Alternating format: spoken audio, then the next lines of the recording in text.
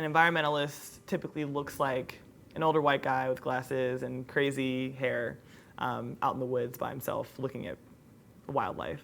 So someone who lives in the city can't be an environmentalist. Someone who grew up poor can't be an environmentalist. Someone who's a minority can't be an environmentalist.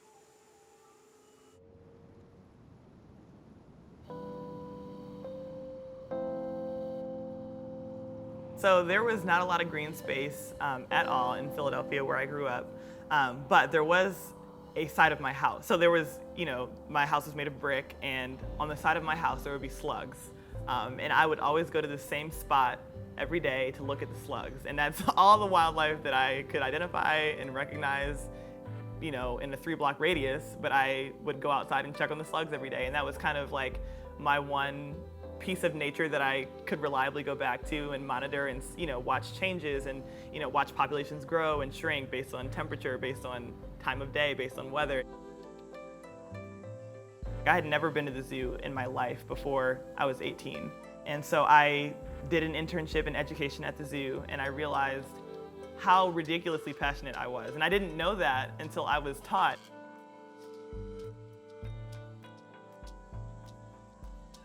So I went to college, and I was a zoo and wildlife biology major at Malone University. I had never seen a blue jay until I took ornithology in college, and that's a common bird. And now they're my favorite bird here in North America. We have the turkey vulture like Fester, and the black vulture, which is a little bit smaller, has a characteristic black head. But Fester is going to be doing some flight, so I'm going to ask that everyone in the audience stay nice and seated as he flies around. These are very large birds. They can have wingspans up to around 5.5 to 6 feet wide, and very broad wings as well, and that allows them to soar. And so they'll be soaring high in the sky, smelling for their next meal. And they have a really strong sense of smell. As Fester flies over you, you'll notice he has what appears to be a very large hole in his face. So they are very well built for being the garbage birds of our local environment. So let's go ahead and give it up for Fester and vultures everywhere. Thank you so much, Fester.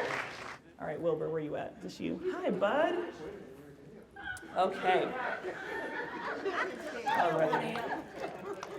So this, everyone, is Wilbur. Go ahead, Wilbur. He's a Palawan Binturong. And I'm going to have you come down here and be on this side of me.